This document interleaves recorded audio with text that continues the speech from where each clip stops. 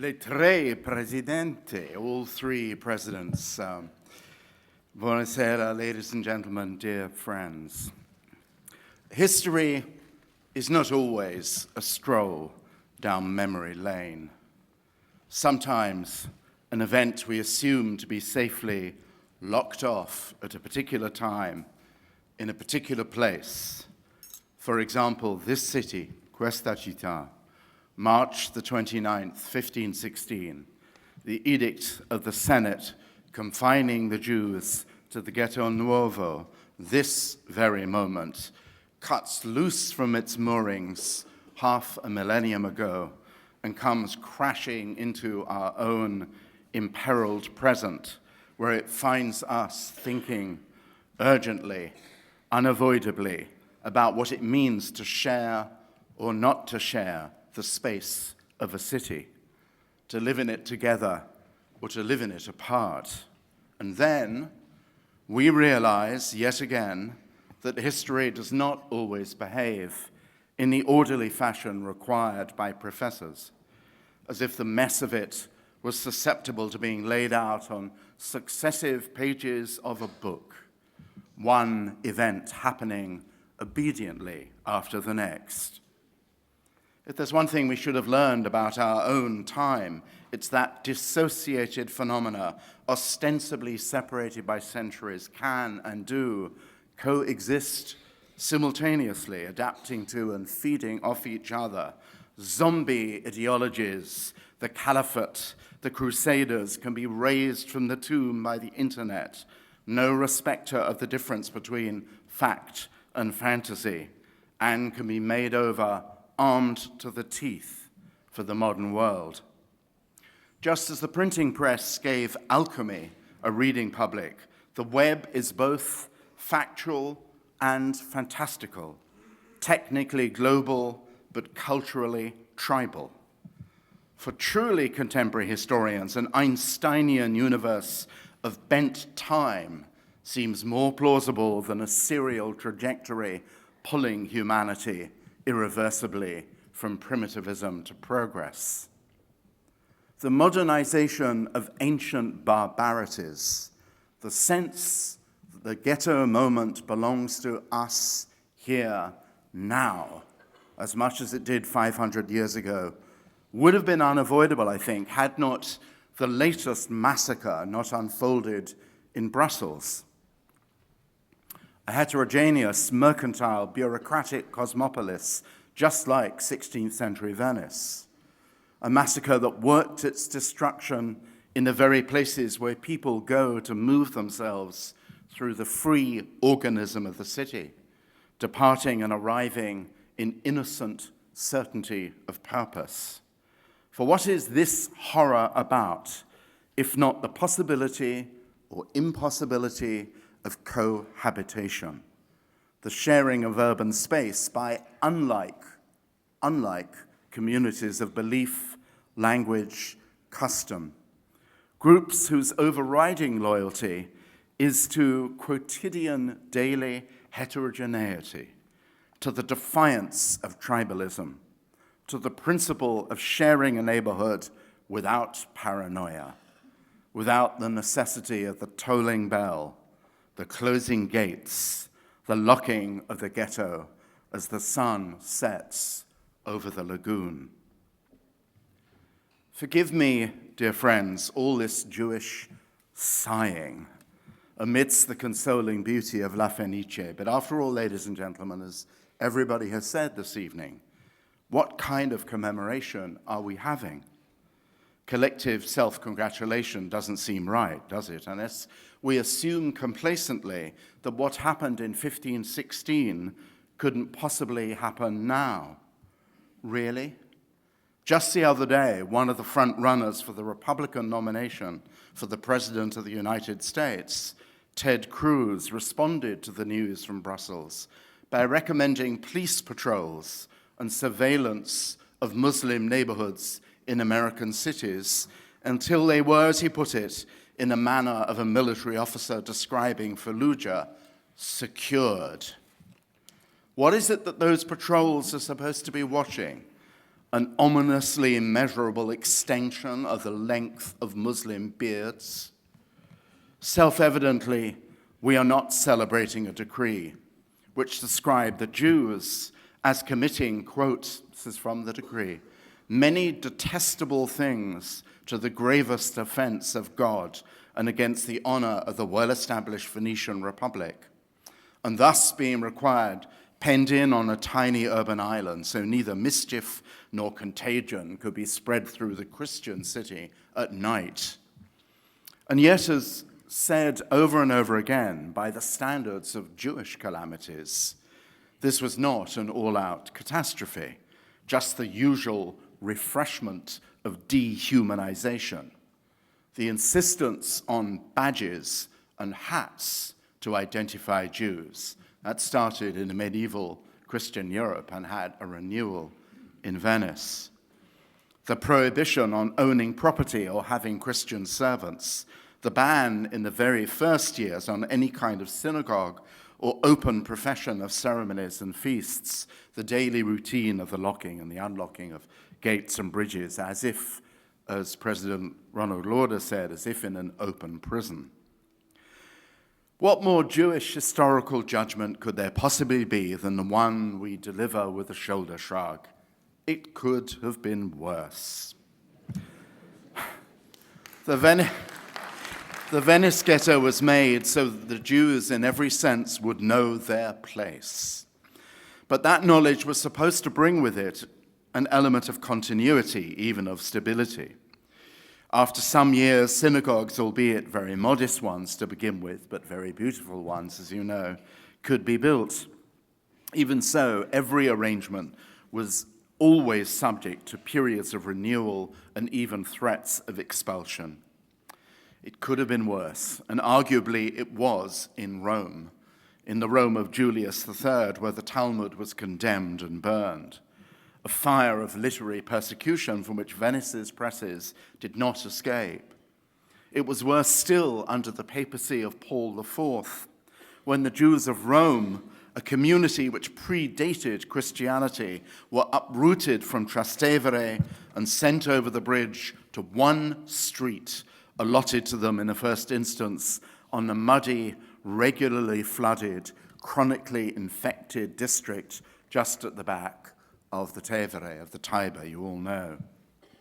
The monstrous bull Cum Nimis Absurdum, promulgated in 1555 in the first weeks of Paul IV's papacy, revived the ancient horror expressed by John Chrysostom in the 4th century Antioch and recycled at the Fourth Lateran Council in 1215 by Pope Innocent III of the Jews being in any way physically present amidst Christians, in their districts, in their places of work, even as doctors in their houses or attending to Christian bodies. Collectively inheriting, so the bull said, for all eternity the guilt of their crime against Christ, they were to be perpetually degraded, visibly stigmatized, prevented from spreading moral and sexual pollution, thus to be made publicly recognized by those hats and badges, preferably in the colors red and yellow used for shameful professions like prostitution. Paul IV even attempted to ban Jewish doctors from attending Christian patients, but there was little chance of that happening, even in the most fanatically patrolled period of Counter-Reformation Rome. Nothing in Venice's list of humiliations, which were many, compared with the Jewish races run from the time of Pope Paul II in 1466 to that of Pope Clement IX 200 years later, during the Roman Carnival, in which during wintry, muddy February, 8 Jews were required to run naked except for a vestigial loincloth for the amusement of crowds who pelted them with abuse and rotten food and force-fed them before the race so they would slip and vomit as they staggered round the course. It definitely could have been worse. The ghetto of Venice was not driven by fanaticism and paranoia. It was the result of dry-eyed pragmatism, the usual modus operandi in La Serenissima. The Jews were needed as pawnbrokers to help with the swollen tide of the poor who'd been casualties of the War of the League of Cambrai. Jews have been living in the terra firma and the Stato da Mar since the 14th century and been coming for short periods to Venice itself, but have been allowed to live no closer than Mestre. Now, some greater degree of continuity was needed as long as Jews held Christian pledges for loans. Hence the willingness in 1516 to have them stay for periods of years, 5 in the first instance, subject to renegotiation at the end of the term, and subject to those stringent conditions, including confinement on what had been the dump, the junkyard of the old copper foundry, the Ghetto. Then an area that became a place of fishermen's shacks, then semi-squatter weavers' tenements, then a property development project, and finally, the gated ghetto. But as has been said tonight, and all historians have noted quite rightly, it was a socially and culturally porous confinement. By day, some Jews exited as doctors, dancing masters, and musicians. Christians came into the ghetto as artisans, street porters, and notwithstanding the ban, household servants. There were specific times of the year, this time, Purim, for the Purim Spiel players, Simchat Torah, music and dancing, when the ghetto space was packed with Christian visitors and sightseers. There were, as Ronald said, even shared common cultural enterprises. After the papal ban on Jews printing their own Hebrew sacred books, in the ghetto, Christian publishers like Daniel Bamberg from Antwerp, who as early as 1516 had printed the Mikraot Gedolot, the edition of the Hebrew Bible, together with its rabbinic commentaries. Christian publishers acted as publishing hosts for books of the Talmud. Some of the greatest patrician dynasties of the city, the Giustiniani, the Bragandini, likewise became publishers of Jewish sacred and learned literature. Before the Counter-Reformation, during the time of the humanist popes, there had been a natural convergence between Christian interest in Hebrew and a willingness of Jewish rabbis and scholars, always aware that Catholic enthusiasm was part of a hope to convert the Jews, to impart it. The most surprising friendship was between Cardinal Egidio Antonini of Viterbo and Elia Levita Bahur, the Kabbalist sage and Yiddish romancer, author of the Boverbuch, who after his library was destroyed, was invited to move into the Cardinal's palazzo and did so along with his family for a whole decade. When the sack of Rome ended that extraordinary residency, Elia Levita Bahur moved back to Venice, to Venezia, where he continued to be Hebrew teacher inside and outside the ghetto and proofreader to the presses. He was part of that displacement effect, bringing to Venice those whom the increasing ferocity of the Inquisition made it difficult to stay in Rome. Who knows how many in the early decades lived this in the ghetto, out of the ghetto life. One who certainly did, and not many people know about, I think, was the painter and biblical illustrator Moses of Castellazzo, who specialized in doing scenes from midrashic variations of the Bible, many of them specifically attuned to the incoming population of conversos and Marranos returning to Judaism. When Moses of Castellazzo chose to illustrate the recovery of Abraham from self-circumcision rather than the more obvious story of the binding of Isaac or the visit of the angels, it was doubtless because he knew he'd be making a painful connection with the experience of conversos who themselves had gone through adult circumcision on returning to Judaism. Likewise, Moses' Tower of Babel, beautiful drawing, features scenes straight out of Venice, not out of the ghetto. Workmen carrying hods of bricks to pulleys dangling down from a half-finished, very Venetian campanile. And Moses had another line of work, too, as a medallic portraitist to the patricians, which would certainly have taken him out of the confines of the ghetto. He was on good terms with those patricians and with the great Jewish banker Meshulam, which was partly, at least, why his hospitality and championship of the false prince of the lost tribes, David Reuveni, in 1523, a hoax which went all the way to the papacy and the throne of Portugal, could find such belief in the messianically attuned Jewish community here. So it could indeed have been worse. And perhaps our commemoration should be weighing in the balance the relative measures of grief and relief, freedom and imprisonment, fear and rejoicing. This weighing in the balance of rejoicing and mourning was very much on the mind of one of my favorite figures in the history of the ghetto, who you all know about, I'm sure, Rabbi Leone da Modena. His autobiography, the first of its kind by a Jew, is damp with tsuras, with lamentations starting with his own birth, backwards as a breech baby, immediately after an earthquake. He compared himself to a latter-day Job, and there was some reason for him to do this. 2 of his sons died in front of him, one poisoned by toxic fumes during an alchemical experiment for which the father blamed himself, since he too believed and practiced alchemy, along with the making and selling of amulets. It was a great Venetian Jewish speciality. Leone's second son, Zvulun, described as having the voice, the singing voice of an angel, was murdered in front of his father, just in the Ghetto Vecchio, in a criminal gang killing. A third son of Leone's was more or less permanently estranged from his father in exile.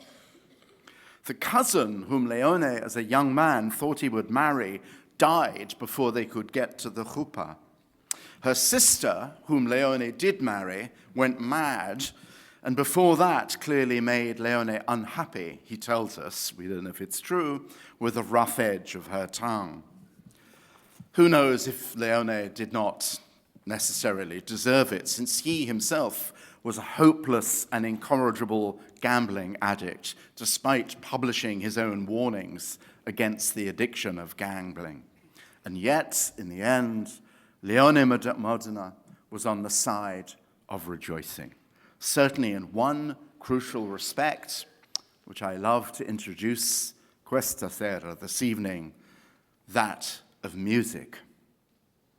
When in 1605 there had been an attempt in Ferrara, a city then still without a ghetto, but with a strong Jewish musical and theatrical tradition, to introduce what was called musica, art music, into the synagogue where only monodic chanting had been allowed, it had been met with some outrage there by the rabbis in Modena. Though not himself yet a rabbi, Leone had written a responsum justifying musica on the grounds that the Bible tells us of its importance both in the Mishkan, in the sanctuary, and in the temple. The musical passion of King David, the psalmist. Rabbinical tradition in the manner of Psalm 137, how can we sing the Lord's song in a strange land, had forbidden music as unseemly after the destruction of the temple. But as Leone pointed out, there were exceptions, which no one contested. Purim, Simchat Torah, outside the synagogue, in private houses for the celebration of weddings, the nigun. In his campaign, and it was the great campaign of the ghetto, to bring song into the Scuole and the Scuole of Venice, where he was the daily chazan of the Scuola Italiana, the Italian synagogue, Leone had 2 formidable allies, the wealthy cultural patron Moses Sulam, and more instrumentally, in every sense, the Mantuan composer and court musician for the Gonzaga dukes, Salomone Rossi. Salomone Ebreo, as he was known in Mantua, was the first to write polyphonic part songs in Hebrew. The collection Leone persuaded him to call the Shirim Shel Shalomo, the Songs of Solomon, thus simultaneously flattering the composer while attaching a First Temple kind of historical authority. It was Leone who organized the publication of the Shirim Shel Shalomo in Venice, and made the difficult decision to print the Hebrew lyrics backwards so that they could be compatible with the direction of the musical notation, and who wrote a wonderfully adamant foreword insisting, this is very Jewish and very Venetian, no one with a brain in their head could possibly object to praising God in song in the synagogue. Whether or not Leone succeeded in getting Rossi's Musica into the Schole is uncertain, but we do know that in 1628 he created a musical academy in the Ghetto, partly manned by Jewish musicians fleeing the introduced inquisitorial regime in Mantova, and the academy performed twice a week, so it seems extremely likely that the Shirim Shel Shalomo were heard for a while, until the plague in Venice wiped out all kinds of rejoicing in 1631. More important, the Jewish music makers lived in the world of Venezia, not just in the ghetto. They had always been irrepressible, uncontainable. It was not just Jewish bankers, pawnbrokers, old clothes sellers, and doctors who were in demand in the Gentile world. In Italy especially, there'd been a demand for Jewish musicians, actors, entertainers, and dancing masters. In Mantova, another great Leone di Sommi, was playwright to the Dukes of Mantua, as well as the leader of his own Orthodox community.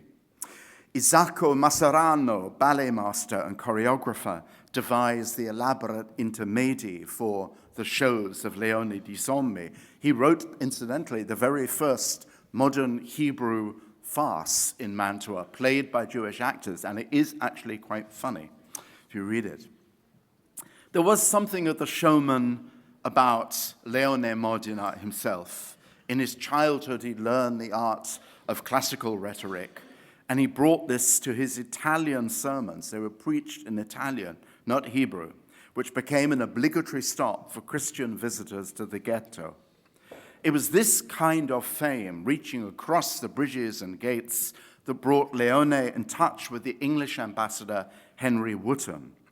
And it was almost certainly Wotton who suggested Leone write his De Riti Ebraici, a description of the customs and belief of Judaism for the benefit of King James I. When the book was published in French without his consent, Leone was scared that he'd be arrested by the Inquisition. But this book is an incredibly important moment in Jewish history, dear friends. Along with the work of Simcha Luzzatto, here too, it was the first attempt to disabuse the Christian world of their perennial paranoia about the life and culture of the Jews. That's what, another thing to go off piece just for a second, to respond to Ronald's moving address. It is incumbent on Jews and non-Jews not to be silent in the dark time through which we are living. But it is not enough to be brave and to denounce fanaticism. We have to educate. Because if we do not educate, falsehood, fantasy, and paranoia will triumph. We have to educate the world in the long history of the Jews. The world needs to understand that it was more than just the Holocaust, more than just the Israeli-Palestinian conflict. This may be the place where better than this commemoration in this city to start.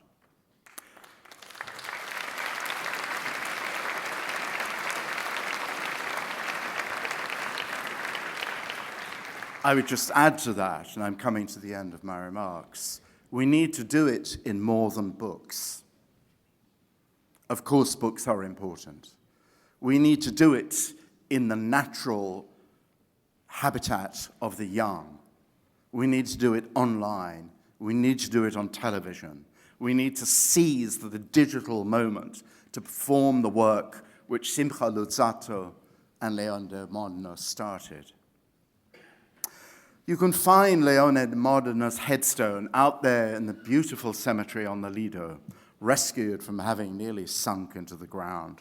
He died in 1649, impoverished as always, full of laments and anxieties and sorrows as always. But in the end, I think he would have said of his own life and what it represented as something which transcended the segregation of the ghetto without abandoning his essential Judaism. He too would have said it could have been worse.